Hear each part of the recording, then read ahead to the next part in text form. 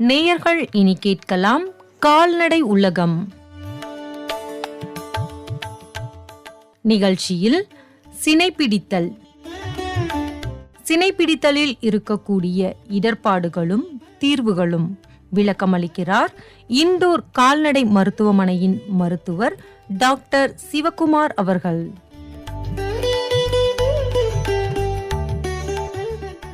அன்பான நேயர்களுக்கு வணக்கம். மருதநெல்லி சமுதாய வானொலி 89.6 இன்றைய கால்நடை உலகம் நிகழ்ச்சியில் நம்முடைய எண்டூர் அரசு கால்நடை மருத்துவமனையினுடைய மருத்துவர் எஸ் சிவகுமார் அவர்கள் நம்மளோட இணைஞ்சிருக்கிறாரு. ஏற்கனவே அவர் மடிநோய் அதன் குறித்தான தாக்கங்கள் குறித்து பேசினார். இன்னைக்கு கால்நடை வளர்ப்பில் அடுத்த ஒரு பெரிய பிரச்சனை, விவசாய பெருமக்கள் குறிப்பாக கால்நடை வளர்ப்போர் அது பெரிதும் கவலை கொள்ளக்கூடியது. எப்படி ஒரு வீட்டில் ஒரு பெண் குழந்தை பேர் மகப்பேறு இல்லாமல் இருந்தால் எந்த ஒரு வருத்தம் இருக்குமோ, கால்நடை வளர்க்குறவங்களுக்கு அந்த மாடு சினை பிடிக்கல அப்படின்னு சொன்னால் அந்த அளவுக்கு அவங்களுடைய மன வருத்தம் இருக்குது. காரணம், பொருளாதாரத்திற்காக நம்ம கால்நடை வளர்க்குறோம். அப்போ அந்த கால்நடை சினை பிடிக்கல, அது தங்கலை அப்படின்னும் போது அவங்க ரொம்ப மன உளைச்சலுக்கும் ஒரு பெரிய போராட்டத்திற்கும் ஆளாகிறாங்க.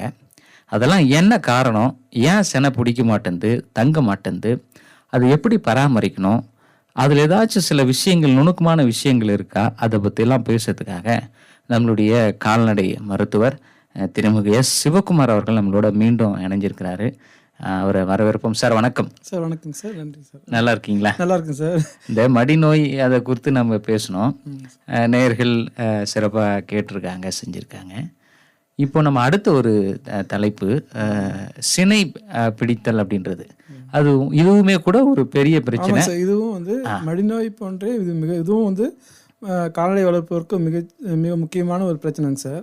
ஆக்சுவலாக நீங்கள் லாஸ்ட் டைம் நம்ம மடிநோய் பற்றி பேசும்போது எனக்கு நல்ல ஃபீட்பேக் வந்ததுங்க சார். ஃபீல்ட்லேருந்து நம்ம மருதநெல்லி வானொலி பார்க்குறவங்க, சார் உங்களுடைய பேச்சு ரொம்ப யூஸ்ஃபுல்லாக இருந்தது, நீங்கள் உண்மையிலே எனக்கு எங்களுக்கு ரொம்ப இதாக இருக்குன்றதுனால எனக்கும் ஒரு இன்ட்ரெஸ்ட் வந்துடுச்சு. சரி, விவசாயிகளுக்கு ஒரு முக்கியமாக யூஸ்ஃபுல்லாக இருக்கிற விஷயத்தை நம்ம கண்டிப்பாக தொடருவோம் அப்படின்ற முக்கியம். அதில் தான் நான் உங்களுடைய அழைப்புக்கு உடனே ஓகேன்னு சொல்லிட்டேன் சார். இல்லை, இது வானொலி அப்படின்றது, சமுதாய வானொலி அப்படின்றது மக்களுக்கு பயன் தரக்கூடிய விஷயங்கள் நல்லா ரீச் ஆயிருக்குங்க சார். அதான் உண்மை நல்லா ரீச் ஆயிருக்கு. ரொம்ப சந்தோஷம். ஏன்னா இந்த விஷயத்தை பப்ளிக் எங்கிட்ட பேசும்போது அதனுடைய இது தெரியுது.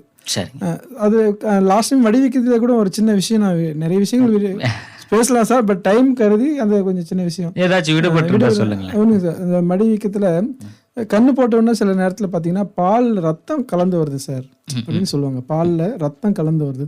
அது ஏற்கனவே சொன்ன மாதிரி ஹைட்ரோஸ்டாட்டிக் அந்த நீர்த்தன்மை, அந்த ப்ரெஷர் அதிகமாகிறதுனால ரத்த குழாயிலேருந்து அந்த ரத்த நுண் நாளங்கள் இருக்கும், கேப்டரிஸ்ன்னு சொல்லுவோம், அது வெடிக்கிறதுனால ரத்த கசிவு ஏற்படும். அது கூட டெம்பரரி தான். ஆனால் அது சரியாக நம்ம சிகிச்சை செய்யலைன்னா அது என்னாகும், அது பெரிய பிரச்சனையாக மாறிடும். ஸோ அந்த மாதிரி டைமில் நம்ம மெயினாக ஐஸ் பேக் இருக்கு இல்லைங்களா, நம்ம ஐஸ் கட்டியோ ஏதோ ஒன்று, அது எந்த பகுதியில் எந்த காம்பில் நமக்கு ரத்த கசிவு ஏற்படுதோ அந்த மடி பக்கம் ஐஸ் பேக் நல்ல ஒரு 10 மினிட்ஸ் வச்சு அழுத்திக்கணும். உடனே எடுக்கக்கூடாது. அந்த சில்னஸ் உள்ள போகணும். ஆமா, மேலேயே கூட நமக்கு ரத்தம் சப்போஸ் எங்கேயாவது கசிஞ்சுன்னா ஐஸ் வச்சோம்னா அந்த உறைஞ்சி போயிடும் சீக்கிரம். ஸோ உள்ளேயும் அந்த சில்னஸ் போகும்போது அந்த ரத்த குழாய் சுருங்கிரும், ரத்தம் வெளியே வர்றது சுருங்கிரும். ஸோ இந்த மாதிரி செய்யலாம். இது ஃபர்ஸ்ட் எய்டு. இன்னொன்று அது அந்த கண்ணுக்குட்டிக்கு இடிச்சு குடிக்கிறதுனால கூட அந்த ரத்த நாளங்கள் பாதிப்புகள் ஏற்படலாம். ஸோ அதையும் பார்த்துக்கலாம். 2வது பாயிண்ட்.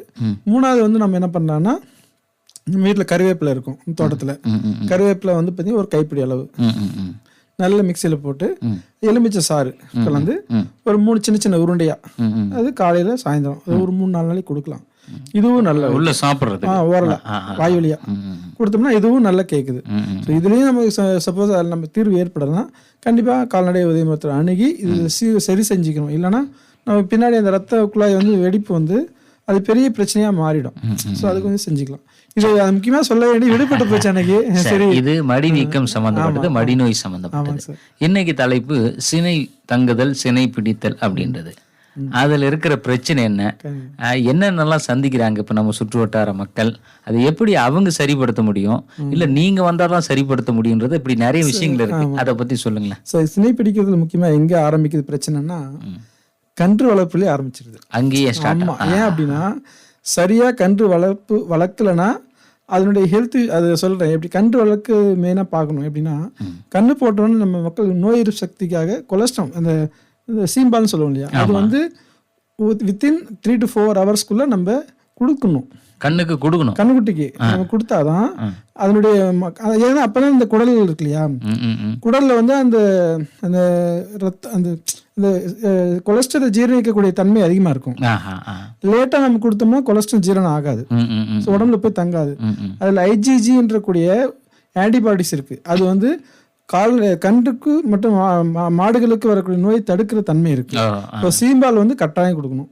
அது எவ்வளவு கொடுக்கணும்னா, அது இப்போ கண்ணுக்குட்டி வந்து 10 kg இருக்குன்னா 1 liter, சப்போஸ் 30 கிலோ இருக்குன்னா 3 liter, 50 kg கண்டிப்பாக இருக்கும், அரௌண்ட் 40 to 50 kg இருக்கும். அதனால 5 liter கொடுக்கலாம். ஒரே டைமில் கொடுக்காம 2லேருந்து 3 முறை கேப் விட்டு, 2 மணி நேரம் கேப், 3 மணி நேரம் கேப் விட்டு கண்டிப்பாக சீம்பால் கொடுக்கணும். First point. இப்போ சீம்பால்னா கண்ணு வந்து போடுதுங்க, அந்த சில நடைமுறைகள்லாம் முடிச்சிருவாங்க. அதுக்கப்புறம் கண்ணுக்குட்டியை பாலுக்கு கொடுக்கணும்னு சொல்றீங்க. இப்போ அந்த மாதிரி கொடுக்காம விட்டுறாங்களா, என்ன நடக்குதுங்க சார்? சார் அது என்னன்னா, இப்போ நிறைய பேருக்கு அதோட இம்பார்ட்டன்ஸ் தெரியறது இல்லை. கண்ணுக்குட்டி என்னன்னா, சீம்பாலை வந்து நம்ம ஃபர்ஸ்ட் ஃபாலை நம்ம யூஸ் பண்ணிடுறோம். அது வந்து மாட்டு கண்ணுக்குட்டி தான் ஃபர்ஸ்ட், அதுக்கப்புறம் தான் நம்ம யூஸ் பண்ணணும். இல்லைன்னா அது வந்து லேட்டாக கொடுக்கறது. அந்த சீம்பாலையே ஃபர்ஸ்ட் கொஞ்சம் கொடுப்பாங்க. எவ்வளோ நேரம் அந்த அளவு 3 to 4 hours நம்ம கொடுக்கணும். 10 ஃபீடிங் வந்து 3 to 4 hours கொடுக்கணும். அப்படியே அதுவே கண்ணுக்குட்டியே தானா போய் காம்பு போய் சப்ப ஆரம்பிக்கும். அதுவே அதனுடைய மெட்டானல் இன்ஸ்டிங்க்ட்னு சொல்லுவோம், தாய் தன்மை. அதுக்கு என்ன தெரியுமா, காம்பு எங்க இருக்குன்னு தெரியுமா? தெரியாது. அதுவே போய் கண்ணுக்குட்டி வாய வைக்கும். ஸோ இதெல்லாம் இயல்பா நடக்கிறது. இது இந்த மாதிரி 10% ஆஃப் பாடி வெயிட், அதாவது கண்ணுக்குட்டியோட வெயிட்ல 10% நம்ம கண்டிப்பா சீம்பால் கொடுக்கணும். 3 to 4 hours கொடுத்துடணும். கண்ணு போட்டு 3-4 மணி நேரத்துக்குள்ளார முதல் ஃபீடிங் கொடுத்தாரு கண்டிப்பா கொடுக்கணும். ஏன்னா அப்பதான் வந்து உள்ள வந்து கொலஸ்ட்ரால் வந்து இந்த சீம்பால் ஜீரணம் ஆகும். First point. சரி. அப்புறம் வந்து நல்ல ஒரு காம்பு அளவு பால் நல்ல கண்ணுக்குட்டி கொடுத்து வளர்க்கணும் சார். 1 month வரைக்கும் நீங்க பால் எவ்வளவு கொடுத்து வளர்க்குறீங்களோ அந்த அளவு கண்ணுக்குட்டி நல்லா திறம்பா நல்லா வரும். நீங்க சொல்றது நம்ம பால் கறந்துடலாம்னு கண்ணுக்குட்டிக்கு கொஞ்சம் பாலை குறைச்சிட்டு. ஆமா அது கண்ணுக்குட்டிக்கு தேவையான பாலை கொடுக்கணும். அப்புறம் நம்ம ஸ்டார்டர்னு சொல்லுவோம், அதாவது கன்று தீவனம் சும்மா கொஞ்சம் நம்ம கொஞ்சம் கொஞ்சமா ஆரம்பிச்சுக்கணும். அது வைக்கப்பெல்லாம் அந்த பெருவயிறு பெருக்கும். அது 1 month ஆயிடும். இந்த புல்லு எல்லாம் எடுக்கிறதுக்கு, நம்ம இதெல்லாம் எடுக்கிறதுக்கு மெதுதான் எடுக்கும். ஸோ அதெல்லாம் எடுக்கும்போது நம்ம அதுக்கு முன்னாடி நம்ம ஸ்டார்டர்னு சொல்லுவோம் இல்லையா, தீவனம். ஸ்டார்டர்னா கன்று தீவனம். அதுல புரோட்டீன் அளவு அதிகமாக, வளர்க்குறவங்களுக்கு தெரியும், புரோட்டீன் சத்து அதிகமா இருக்கும். அது 100 gramல இருந்து நம்ம ஸ்டார்ட் பண்ணிட்டோம்னா அது. இன்னொன்று வந்து இது கண்டு இதில் முக்கியமானது டிவார்மிங்னு சொல்லுவோம், பூச்சி மருந்து. பூச்சி மருந்து ஏன் கொடுக்கணும்னா, நம்ம இப்போ சாப்பிட்ற சாப்பாடு கொதிக்க வச்சு நல்லா சாப்பிட்றோம். ஆனால் அது இயற்கையாக இது நம்ம கால்நடைகள் வந்து இயற்கையான உணவு சமைக்காம அப்படியே சாப்பிட்டா பூச்சி வந்து உள்ள போய் பெருகும். ஸோ வந்து அதனுடைய வளர்ச்சிக்கு முக்கியமா, இல்லைன்னா அது சாப்பிட்ருக்கோம், பூச்சி பெருகிறோம், கண்ணுடைய வந்து பாதிக்கும். இது ஒன்று. இது நம்ம என்ன பண்ணணும், நல்ல 3 to 4 weeksலயே கொடுக்கலாம் பூச்சி மருந்து. நல்ல டிவார்மிங் 2 to 3 weeksலயே கொடுக்கலாம். 10 நாள்ல 15 நாள்லயே கொடுக்கலாம். அது எருமை கண்ணுக்குட்டியா இருந்தா 7 நாள்ல கொடுக்க சொல்றாங்க. ஸோ பூச்சி மருந்து கொடுக்கும்போது அதனுடைய வளர்ச்சி நல்லா இருக்கும். அதே மாதிரி ஃபர்ஸ்ட் டைம் கொடுக்குற அந்த பூச்சி மருந்தையே நம்ம திருப்பியும் கொடுக்கும்போது கொடுக்கக்கூடாது, மாற்றிக்கணும். சரிங்களா? இப்போ வந்து 6 month வரைக்கும் நம்ம வந்து 2 மாதத்துக்கு ஒரு முறை நம்ம பூச்சி மருந்து கொடுக்கணும். அப் டு அது 6 மாதம் கண்ணுக்குட்டியாக இருக்கிற வரைக்கும் அது பார்த்துக்கணும் மெயினாக. அடுத்து வந்து நம்ம பூச்சி மருந்து. இப்போ கன்று கழிச்சல் ஒரு பெரிய பிரச்சனை. கன்று வந்து பால் குடி தான் நிறைய குடிக்கும். இப்போ பால் குடிக்கும்போது ஆட்டோமேட்டிக் கழிச்சல் வரும். ஸோ நம்ம சாதாரணமாக எடுத்துக்காம பால் கழிச்சல் வரும்போது உடனே நம்ம சரி செஞ்சிடணும். டாக்டர் கூப்பிட்டோ இல்லை வந்து அந்த உணவு முறை மாற்றம் ஏற்படுத்தியோ சரி செஞ்சுக்கணும். இது வந்து முக்கியமானது. இந்த கன்று வளர்ப்புல இது ஒரு முக்கியமான பாயிண்ட்டுங்க சார். இப்போ பால் சரியாக கொடுக்காத கண்ணுக்குட்டிங்க என்ன ஆகும்னா, இப்போ நான் 2-3 டைம் வரும்போது கூட வைத்தியம் பண்ணிட்டு தான் வந்தேன். அது வந்து கண்ணுக்குட்டி நின்றுட்டே இருக்கும், படுத்துரும், திருப்பி தூக்கி விட்டாதான் நிற்கும், ஸ்ட்ரென்த் படுத்துக்கும். இது வந்து இந்த மாதிரி கண்ணுக்குட்டிங்க வந்து வளர்ந்தாலும் சென்ன பிடிக்காது. அதாவது இந்த விளையும் பயிர் முளையிலே தெரியும்னு ஒரு பழமொழி. அது வந்து கண்ணுக்குட்டியில இருக்கும் போதே நீங்க கவனம் கொடுக்கணும். கண்ணுக்குட்டி தானே என்ன, அது நிறைய இந்த கண்ணுக்குட்டி படுத்தா எந்திரிக்காம சொல்லுவாங்க. அது காரணம் மெயினா பால் சரியா கொடுத்துருக்க மாட்டாங்க. புரியுதுங்க. பால் சரியாக கொடுக்காம கண்ணுக்குட்டிங்க அது என்னதான் நம்ம வளர்த்தாலும் சரி வராது. அது ஒரு பாயிண்ட். மனிதர்களே கூட சொல்லுவாங்க தாய்ப்பால் அதிகமா எடுத்தவங்களுக்கு வந்து இம்யூனிட்டி பவர், நோய் எதிர்ப்பு சக்தி ஜாஸ்தியா இருக்கும். ஐஜிஜின்ற ஆன்டிபாடிஸ் இருக்கு. ஓகே.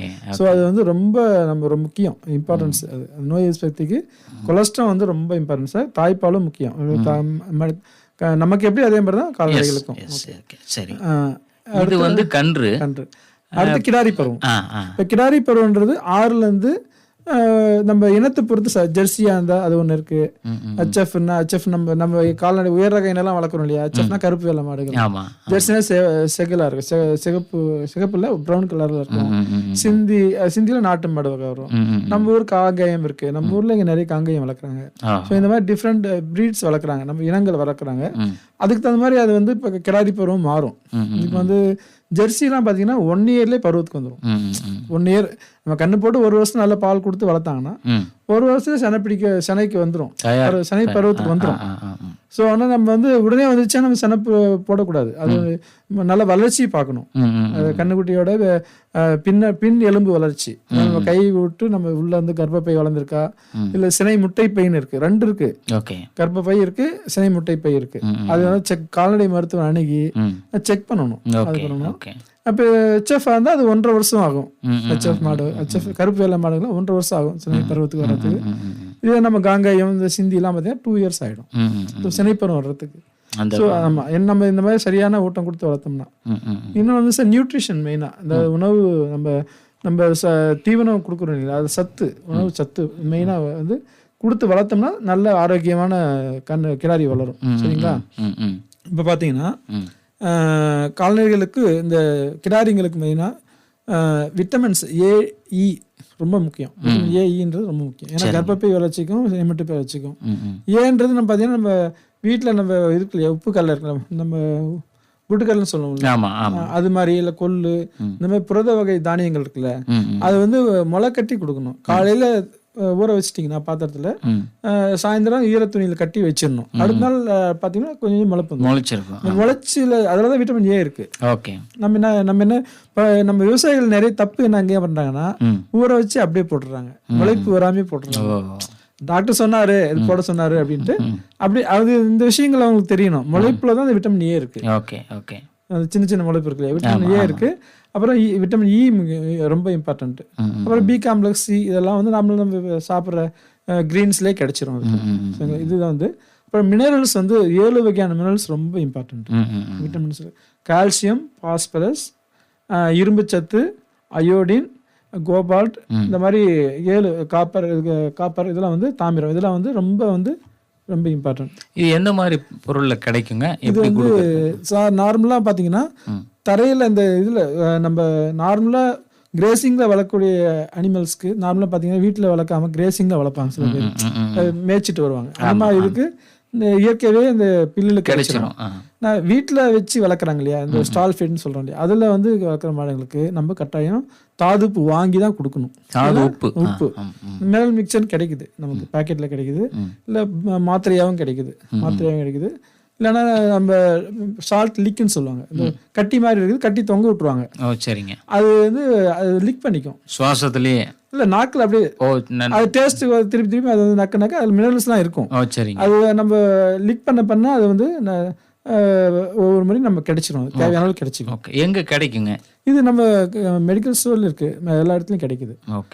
தருமபுரியில் பார்த்தீங்கன்னா மெடிக்கல் ஸ்டோர்ல கிடைக்கும், இங்கேயே கிடைக்கும். நீங்கள் இந்த மாதிரி தாதுப்பு கட்டி அப்படின்னு கேட்டாங்கன்னா மாடுகளுக்கு கொடுப்பாங்க. அதாவது தாது உப்பா கொடுத்தீங்கன்னா 30 to 50 கிராம், அதாவது 30 to 50 கிராம் ஒரு நாளைக்கு. அதுல வந்து எல்லா மினரல்ஸும் கலந்து இருக்கு. ஸோ இது வந்து நம்ம கிடாரி கன்றுகளுக்கு முக்கியமா கொடுக்க வேண்டியது தாது உப்பு. அப்புறம் இந்த முளைக்கட்டிய பயிர், அது 10 days கொடுத்தா போதும். அது இந்த பருவம் வளர்றது, அந்த பை வளர்ச்சிக்கு டாக்டர் சொல்லும் போது தான் அது கொடுக்கணும். தாது பண்ணி முன்னாடியே கொடுக்கலாம். செக் பண்ணிட்டு சொல்லுவாரு டாக்டர், இந்த மாதிரி பை வளர்ச்சி கம்மியா இருக்கு. சினை 2 இருக்குங்க, ஒன்னு கர்ப்பப்பை, இன்னொன்னு முட்டைப்பை. முட்டைப்பை வந்து அட்லீஸ்ட் கோலி குண்டு அளவோ இல்ல பலா கொட்டை இருக்கு இல்லையா, அந்த அளவோ இருக்கணும். பட்டாணி அளவு இருந்தா செனை நிக்க, முட்டை வந்து அது வந்து வராது. அது உங்களுக்கு தெரியும். ஆமா. நீங்க அதை பரிசோதனை செய்யும்போது தான் தெரியும். இன்னும் நிறைய பேருக்கு வந்து பரிசோதனை செய்யாமே சென ஊசி வந்து பருவம் வந்தால் போட்டுருவாங்க. அந்த மாதிரி போடக்கூடாது. சென ஊசி போடக்கூடாது. சென ஊசி அறிகுறி உங்களுக்கு நம்ம விவசாயிகளுக்கு தெரியும். அதாவது மாட்டு மேல தாண்டது, அப்புறம் வந்து வலும்பு அடிக்கிறது, மாசின்னு சொல்லுவாங்க, மாசி ஆடுதுன்னு சொல்லுவாங்க, வலும்பு அடிக்குதும்பாங்க. அப்புறம் வந்து மாட்டு மேல தாண்டுதுன்றாங்க, அப்புறம் கத்துது, அப்புறம் யூரின் இதே எருமை கிடாரியா இருந்தா யூரின் அடிக்கடி ஃப்ரீக்வெண்டா போகும், யூரினேஷன் இருந்துட்டே இருக்கும், அந்த யூரின் போயிட்டே இருக்கும். அப்புறம் பல்ல ஈன்னு காட்டும் எருமையா இருந்தா, பார்த்துருப்பீங்க வில்லேஜ்ல. இதெல்லாம் வந்து சினை அறிகுறிகள். இதெல்லாம் வந்து அவங்களுக்கே தெரியும். தாண்டும் சினை அறிகுறி இருந்தா எல்லா டிப்பிக்கலா பிடிக்க முடியாது. மாடு வந்து ரொம்ப தாண்டும், அது ஆக்ரோஷமா இருக்கும். அது எல்லா விவசாயிகளுக்குமே தெரியும். ஆனா அந்த அறிகுறி வந்து சரியான நேரத்துல வந்து கால்நடை மருத்துவமனைக்கு கொண்டு போய் இவங்க சேர்த்துறது இல்லை. அதுதான் மிகப்பெரிய தப்பு. அது ஒரு பர்டிகுலர் பீரியட் அந்த டைம் இருக்கு. அதான்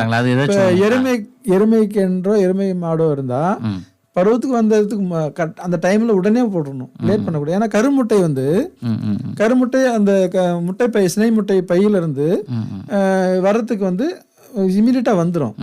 அதே நம்ம மாடு வந்து இதெல்லாம் பார்த்தீங்கன்னா சினை அறிகுறி இருந்து 6 to 12 hours. இப்போ இன்னைக்கு ஈவினிங் மாசி ஆடுச்சுன்னா அடுத்த நாள் காலையில் அப்படி போட்டிங்கன்னா அந்த முட்டை வந்து உள்ளேருந்து வெளியே வரதுக்கு நம்ம சினை ஊசி, நம்ம போடுறது ஆண் மருந்து தானே, நம்ம போடுறது செமன் தான் போடுறோம். அது வந்து சினை முட்டை ரெண்டும் சேர்ந்ததான் கண்ணுக்குட்டி. நிறைய பேருக்கு இந்த விஷயம் தெரியாது. டாக்டர் 4-5 முறை போட்டாரு, 5-6 முறை போட்டாரு, நிக்கல அப்படின்னா என்ன பிரச்சனைன்னு டாக்டர் ராசி இல்லையோ அந்த பிரச்சனை நிறைய இருக்கு. டாக்டர் வந்து அந்த மாதிரி சொல்லுவாங்க சார். ஆனா உண்மையா நிலவரம் வந்து நம்ம போறது ஆண் மருந்து மட்டும்தான். 50% தான் ஆண். அந்த 50% அங்கிருந்து வரணும், ரெண்டும் சேரணும். அது என்வரான்மெண்ட் கரெக்டாக இருக்கணும். அதெல்லாம் நிறைய இருக்கு, சூழ்நிலை இருக்கணும். அதெல்லாம் இருக்கும்போது ஆனால் மேக்ஸிமம் செனை கரெக்டான பருவத்தில் போட்டால் நினைக்குது. எனக்கு தெரிஞ்சு இது செனை பிரச்சனை வந்து நல்ல ஊட்டமான மாடுகள் வந்து செனை நிற்கும். இன்னொன்று சார், உண்ணி இருந்தாலும் செனை நிற்காது. உண்ணி என்ன பண்ணுது, ரத்தத்தை பூரா வந்து அது எடுத்துரும். மாடு நிறைய உண்ணி பூச்சி இருக்கும் இல்லையா, அது இல்லாமல் பார்த்துக்கணும். அப்போ தான் க்ரோத் நல்லாயிருக்கும். அதுவும் வந்து நியூட்ரிஷன் எப்படியோ அதே மாதிரி தான். அது மாதிரி கொடுக்கும்போது செனை பிரிச்சல் பிரச்சனை வர்றதில்ல, செனை நின்றுக்குது. இப்போ வந்து கிடாரி இப்போ செனை நின்றுச்சான்னு பார்த்து நம்ம ஒரு சில 2-3 டைம் போடுவாங்க, செனை ஊசி போடுவாங்க. செனை ஊசி போட்ட அப்புறம் சார் நிற்கல அப்படின்னு வருவாங்க. அது அந்த டைமில் வந்து நம்ம என்ன பண்ணணும், என்ன பிரச்சனைன்னு பார்க்கணும். கால்நடை வந்து பார்த்து அது வந்து உள்ளே வந்து அழுக்கு இருக்கா, கர்ப்பப்பையில் அழுக்கு இருந்தாலும் அதுக்கு அழுக்கு கிளியர் பண்ணணும். கிளியர் பண்ணி அதுக்கப்புறம் 2 பருவம் விட்டுடணும். உடனே நம்ம சேர்த்தக்கூடாது, பருவம் ஊசி போடக்கூடாது. இதுவும் இருக்கு. இப்போ சப்போஸ் அப்பயும் வந்து செனை நிற்கல அப்படின்னா உள்ள வேற ஏதாவது சினை முட்டையில் வந்து சினை அந்த அனிஸ்ட்ரஸ்ன்னு சொல்லுவாங்க, பருவத்துக்கு சரியா வராது. சில மாடுகள் பருவத்துக்கே வராது. அது எதனாலன்னு பார்க்கணும். அந்த மாதிரி இருக்கு. முட்டைப்பை வளர்ச்சியில் சரியா பிரச்சனை இருக்கா, கர்ப்பப்பையில் இருக்கா, அந்த மாதிரி பார்க்கணும். ஹார்மோனல் இம்பேலன்ஸ்னாலையும் பருவத்துக்கு வராது. இதெல்லாம் பார்த்து கால்நடை ஹார்மோன் இன்ஜெக்ஷன்ஸ்லாம் இருக்குது, அதெல்லாம் போட்டோம்னா பருவத்துக்கு வந்துடும். எல்லாரும் இயற்கையாகவே நம்ம பருவத்துக்கு செக் பண்ணிவிட்டு கிடாரியை பார்த்து செக் பண்ணிவிட்டு அது முட்டைப்பை நல்லா இருக்குது, கர்ப்பப்பை நல்லா இருக்குன்னா பருவத்துக்கு வரலன்னா நம்ம இந்த மாத்திரைங்களாம் இருக்குது, அது எழுதி கொடுத்தா பருவத்துக்கு வந்துடும். 10 daysல வந்துடும். அதுக்கப்புறம் நம்ம செனை ஊசி போடலாம். இந்த மாதிரி பண்ணலாம். சரி, இது பொதுவாக பார்க்கும்போது ஒரு மனிதன் புணர்தலுக்கு சமமானது தான். ஆமாங்க சார், அதில் ஒன்றும் மாற்றம் இல்லை. ஆமாம், இன்னைக்கு வந்து அதை வந்து நம்ம இன்ஜெக்ட் பண்ணுறோம். ஆமாம், செனை ஊசி. ஏன்னா இப்போ வந்து ஒரு காளை மாடு வளர்க்குறதுக்கு நிறைய நம்ம பொருளாதார செலவு ஏற்படுது. அதை வந்து நம்ம வந்து ஒரு வீட்டில் வந்து அதுக்கு பதிலாக நம்ம வந்து கிடாரி கன்றுகள் வளர்த்துட்டோம்னா நம்ம லாபம் கிடைக்குதுன்ற ஒரு எண்ணம் தான். அதை ஈஸியாக நம்ம செயற்கை முறை கருவூட்டல் மூலமாக அதை வந்து நம்ம செஞ்சிடுறோம். இப்போ இன்னொன்று சார், செனை நின்று நல்லா செக் பண்ணுறது வந்து பார்த்தீங்கன்னா 60 daysலேருந்து செக் பண்ணலாம். 90 days வரையும் நம்ம செனை சரியான டைம் தான். ஆனால் எக்ஸ்பீரியன்ஸ் டாக்டர்னா 70 days 75 daysலேயே பார்க்கலாம். அந்த மாதிரி பார்த்தோம்னா செனை இருக்கா இல்லையான்னு தெரிஞ்சுக்கலாம். சப்போஸ் செனை இல்லைன்னா அடுத்த முறை செக் பண்ணிவிட்டு பருவத்துக்கு வரலைன்னா வர வச்சு போட்டு செனை நீக்கி வச்சுக்கலாம். அது ஒன்று இருக்குது. கண்ணு போட்ட மாடுங்க 1 year வரைக்கும் நிறைய பேர் வந்து செனை பருவத்துக்கே வரல சார் அப்படிம்பாங்க. அவ்வளோ நாள் நம்ம வெயிட் பண்ணக்கூடாது. கண்ணு போட்டு அடுத்த ஈத்துக்கு சில நிறைய இந்த பிரச்சனை இருக்குது. இது பப்ளிக்காக சொல்லணும்னு தான் சொல்லுவேன். நிறைய பேர் பார்த்தீங்கன்னா 1 வருஷம் வந்து பால் கறந்துட்டே இருப்பாங்க. பால் கறக்கும் போது என்னது உடம்புல இருக்கிற சத்து பற்றாக்குறை 1 லிட்டர் பாலில் நீங்கள் பார்த்தீங்கன்னா 85% வாட்டர் இருக்கு, 4.5% ஃபேட்டு, 4.5% புரத சத்து இருக்கு, 3% இது இருக்கு, இது இருக்கு ப்ரோட்டீன் வந்து 4.5, ப்ரோட்டீன் 4.5, ஃபேட்டு 4.5, கார்போஹைட்ரேட்டு 3% ஃபேட் இருக்கு. இந்த மாதிரி இருக்கும்போது 1 லிட்டர்லேயே அவ்வளோ சத்து வெளியே வந்தால் நம்ம தொடர்ந்து நம்ம வந்து பால் கறந்துட்டே இருக்கும்போது என்ன ஆகும், உடம்புல இருக்கிற சத்துலாம் வெளியே வந்துடும். இப்போ கால்சியம் என்ன, எக்ஸஸ் கால்சியம் எங்கேருந்து எடுக்கும், நம்ம எலும்புலேருந்து எடுத்துக்கும். மாடு மெலிஞ்சு போயிடும். மாடு பார்த்தீங்கன்னா மேலே பார்த்தீங்கன்னா எலும்பும் தோலுமா இருக்கும். ஸோ அந்த மாடு பருவத்துக்கே வராது சார். அது வந்து உறக்கத்துக்கு போயிடும். இந்த கர்ப்பப்பை முட்டைப்பையெல்லாம் உறக்கத்துக்கு போயிடும்.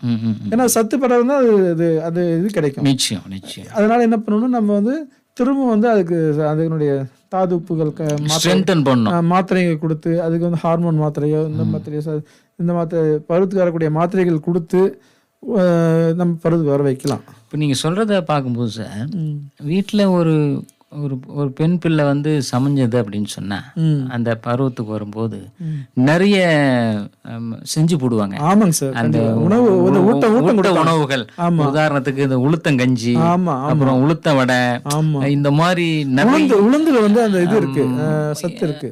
ஏன் இது அங்க இது பண்றேன்னா, இது இயற்கையாவே மனிதர்களுக்கு வந்து தெரிஞ்சிருக்கு. ஒருத்தரை எப்படி வந்து உடல் ரீதியா அவங்க தயார்படுத்தணும், எப்படி அவங்கள வந்து ஸ்ட்ரென்தன் பண்ணணும். இப்போ அதே தான் இங்கேயும். இப்போ நீங்க சொன்னதை வச்சு பேசும்போது ஒரு மாடு வந்து ஊட்டச்சத்து சரியா ஸ்ட்ரென்த் இல்ல அப்படின்னு சொன்னா எதுவுமே சரியா இயல்பாவே பருவத்துக்கு வராது.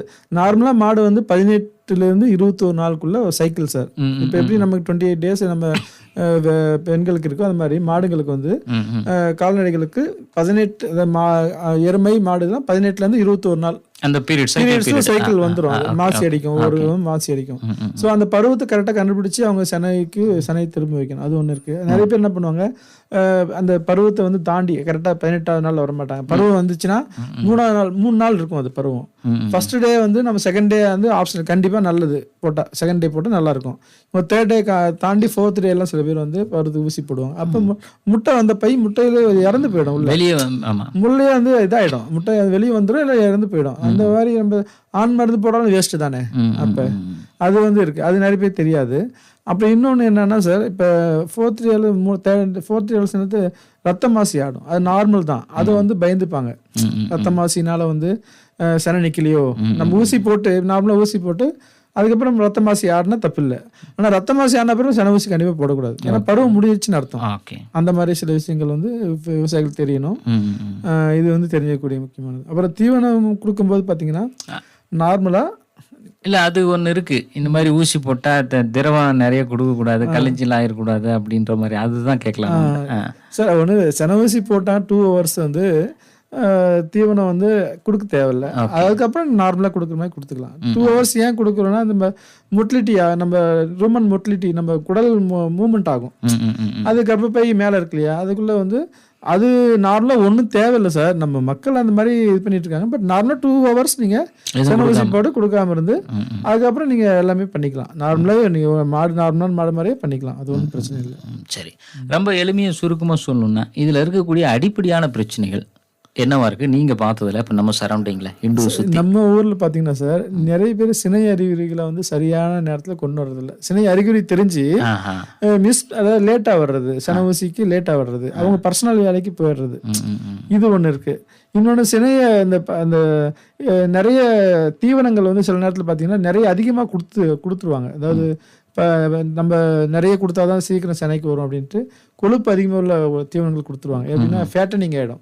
இப்போ ஃபேட்டனிங்னா சினை முட்டை பையிலேருந்து சினை முட்டை வரும்போது அந்த இடத்துல ஃபேட் அக்குமுலேட் ஆகிடும். நிறைய சேர்ந்துச்சுன்னா சினை முட்டை அந்த பாதை வரையே வராது. ஸோ கொழுப்பு சேர்ந்துடும். நிறைய பருத்தி குட்டை, புண்ணாக்கு, இந்த மாதிரி இந்த கிடாரிங்களுக்கு வைக்கிறது, அது டாக்டர் அட்வைஸோட தான் வைக்கணும். அது அட்வைஸ் இல்லாமல் நிறைய வைக்கக்கூடாது அந்த இது. அப்புறம் பார்த்தீங்கன்னா நிறைய வந்து சினை, அதாவது சினை பருவத்துக்கு கூட்டிகிட்டு வரும்போது மாடுங்களை க்ளீனாக அந்த அரைப்பகுதி பின்னாடி நம்ம சினை ஊசி போடணும் இல்லையா, அந்த அரைப்பகுதி நல்லா கழுவி கூட்டிகிட்டு வரணும் சார். சில மாடுங்க கழுவிட்ட அப்புறம் சாணி போடும், அது ஒன்றும் பிரச்சனை இல்லை. பட் அட்லீஸ்ட் சுத்தமாக கொண்டு வரும். ஏன்னா நம்ம வந்து சினை ஊசி போடும்போது நுனியில் சாணம் ஏதாவது இருந்துச்சுன்னா கூட அது கர்ப்பப்பைக்குள்ளே போயிடுச்சுன்னா அது கர்ப்பப்பையில் புண்ணாயிடும். ஸோ அதுக்கப்புறம் நம்ம திருப்பியும் அது கர்ப்பப்பையை வாஷ் பண்ணி அது 2-3 பருவம் விட்டு திருப்பி நம்ம டைம் வேஸ்ட், அதுக்குள்ள அந்த தீவனம் எல்லாமே வேஸ்ட் இல்லையா. மாடுகள் எக்ஸஸாக நம்ம வளர்க்கும் போது அதனுடைய பொருளாதார இழப்பு ஏற்படுது. ஸோ கர்ப்பப்பை புண்ணாகாமல் பார்த்துக்கணும் சார். நிறைய பேர் என்ன பண்ணுறாங்க, திருப்பி ரிப்பீட்டடாக போடுறது. அப்புறம் வந்து சினை அறிகுறி வந்த உடனே மாடுங்களுக்கு சேர்த்துறது, சென ஊசி போடுறது, சேக்கமறை கருவல் செய்யக்கூடாது. ஏன்னா உள்ள கரெக்டான வளர்ச்சி இருக்கான்னு பார்க்கணும். அந்த எலும்பு பின்னாடி வந்து அந்த எலும்புலாம் வளர்ச்சி இருக்கா. இப்போ சென ஊசி போட்டு சென நின்றுச்சுன்னு வச்சுக்கோங்க, சின்னதான கண்ணுக்குட்டியாக இருக்கும், அது சென நின்றுக்கும், கண்ணு போடும்போது கஷ்டப்படும். ஆமாம், இது வந்து நிறைய பேர் பார்த்தீங்கன்னா அது வந்து எங்ககிட்ட சண்டைலாம் போடுவாங்க, சார் இது போட்டே ஆகணும்னுவாங்க. நான் எவ்வளோ அட்வைஸ் பண்ணுவேன், அதுக்கப்புறம் வந்து சார் நான் அதெல்லாம் அட்வைஸ் பண்ணி அமுச்சிடுவேன், இது போட்டோம்னா பிரச்சனை ஆகிடும். இந்த 4 எலும்பு பின்னாடி இருக்கு இல்லைங்களா, பின்னாடி அந்த எலும்பு வந்து நல்லா வளர்ந்துருக்கணும். அப்போதான் வந்து அந்த உள்ளாடி கண்ணுக்குட்டி வளரும் போது அது கரெக்டான வளர்ச்சி, ஈனும் போதும் ஈஸியாக இருக்கும். ஆமாம், அது வந்து இல்லாட்டி நம்ம கஷ்டப்படும் இல்லையா.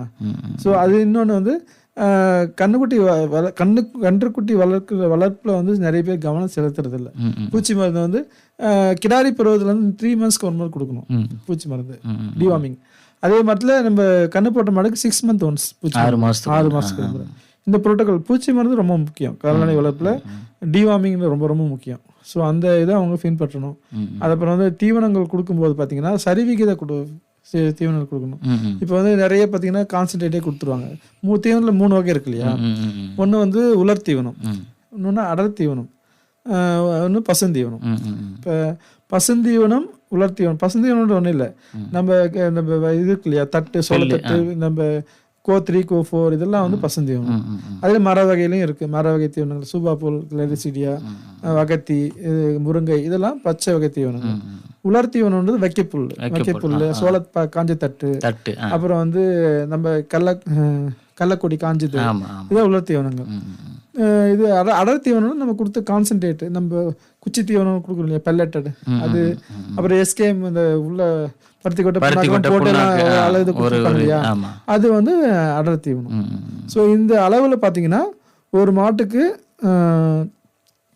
கொடுக்கும்போது ஒரு 300 கிலோ பாடி உள்ள மாடு, 300 கிலோ இருக்கணும் வெயிட் மாடுன்னா 30 கிலோ தீவனம் கொடுக்கணும் கணக்கு. 30 கிலோவில் 2% பச்சை தீவனமும் 1% உலர் தீவனம் கொடுக்கணும். ஸோ 20 கிலோ பச்சை, 10 கிலோ உலர் தீவனம், 3:1. ஆமாம், 20 அதில் 1, 2:1 அந்த மாதிரி கொடுக்கணும்.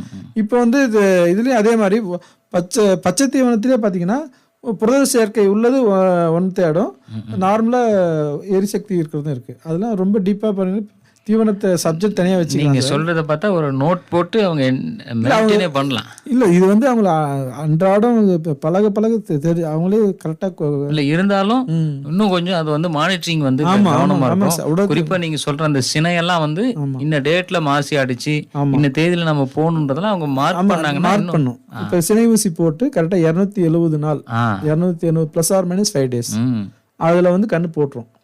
நீ எந்த மாடு இருந்தாலும் எடுத்துக்கங்க, 270 + or -5 days உங்களுக்கு கண்ணு போட்டுரும். இல்ல நீங்க சொல்றத பார்த்தா பொதுவா நிச்சயமா ஒரு லாக் மெயின்டைன் பண்றது கண்டிப்பா தவறே இல்ல. இப்போ நீங்க பாத்தீங்கன்னா மாடு ஒவ்வொரு வீட்லயும் 5 மாடு இல்லாம இல்ல, எல்லா வீட்லயும் 5 மாடு விவசாயம் கிட்ட. ஆமா, 5 மாடுக்கு தேவையான தீவனம் வச்சிருக்காங்க. இப்போ கூட வறட்சி அதிகமா இருக்கிறதுனால கொஞ்சம் சிரமத்துக்கு தான் இருக்காங்க. இப்போ மழை பெஞ்சதே ஓரளவு ஒரு தீவனத்தை தடைக்கும். இது தீவன பற்றாக்குறை இல்லாமல் நம்ம இருந்தாவே நம்ம பெரிய விஷயம் தான் சார். மாடு வளர்ப்பில் முக்கியமான தீவனம் தான். சரி, நிகழ்ச்சியோட நிறைவில் இருக்கும் சார். இந்த சினை பிடித்தல், இதில் இருக்கக்கூடிய பிரச்சனைகள் சுருக்கமாக நேயர்கள் இவ்வளோ நேரம் கேட்டிருந்தாலும் கூட இதை கவனிக்கணும், இதை நம்ம உஷாராக இருக்கணும். அதை பற்றி சார் முதல்ல வந்து கால்நடைகள் வளர்ப்பில் கன்று வளர்ப்பு ஒரு இம்பார்ட்டண்ட்டு. நான் சொன்ன மாதிரி அதை போய் கிடாரி பருவத்தில் பார்த்துட்டு அந்த கால்நடை உதவிமத்தை அணுகி சினை பையும் முட்டை பையும் அதை நல்லா வளர்ந்துருக்கான்னு பார்த்துட்டு அதை வந்து அதுக்கப்புறம் சினை ஊசி வந்து எப்போ போடணும்னு கேட்கணும் சார் மெயினாக. அப்புறம் சினை ஊசி போட்டுட்டு அதுக்கப்புறம் கரெக்டான டைமிங் அந்த ஒரு 3 மாதத்துல செக் பண்ணிக்கணும், செக் பண்ணிக்கணும், தங்கிச்சா இல்லைன்னு செக் பண்ணிக்கணும். அது ரொம்ப காலம் தாழ்த்தக்கூடாது, அதனால நாள் விரையும் இருக்கும். செனை 3 மாதத்துல இல்லைன்னா திருப்பி நம்ம பருவத்துக்கு வரும்போது அது தெரிஞ்சிடும். 3 மாதத்துல நமக்கு வந்து சினை இருக்கா இல்லைன்னு ஆட்டோமேட்டிக் தெரிஞ்சிடும். பருவத்துக்கு வரும். சில நேரத்தில் சினை இருக்கிற மாடு கூட பருவத்துக்கு வரலாம். ஸோ அது நம்ம கால்நடை கவனமாக இருக்கணும், அந்த விஷயத்தில் கவனமாக இருக்கணும். அப்புறம் வந்து நீங்கள் கால்நடைகளுக்கு தேவையான சரியான ஊட்டம் கொடுக்கணும். அப்புறம் டிவார்மிங்னு சொல்லக்கூடிய பூச்சி மருந்து சரியான நேரத்தில் கொடுக்கணும். இதெல்லாம் கொடுத்தாவே மாடுகளுக்கு வந்து எந்த எதுவும் பிரச்சனையும் வராதுங்க சார். சினை பிரச்சனை வந்து 90% நீங்கள் வந்து கரெக்டான தீவனம் மாடுகளுக்கு கொடுத்து இது பண்ணாவே, தீவனமும் பூச்சி மருந்து கன்று வளர்ப்பு இது 3மே பண்ணாவே உங்களுக்கு கண்டிப்பாக வந்து டைமிங் சரியான நேரத்தில் கொடுக்கணும். இது கொடுக்கும்போது உங்களுக்கு சினை பிரச்சனையே வராதுங்க சார். அப்படி இருந்தால் உங்களுக்கு கால்நடை மருத்துவர் அன்னைக்கு என்ன பிரச்சனை, சில நேரத்தில் கஞ்சனிட்டலாக கூட இருக்கும்.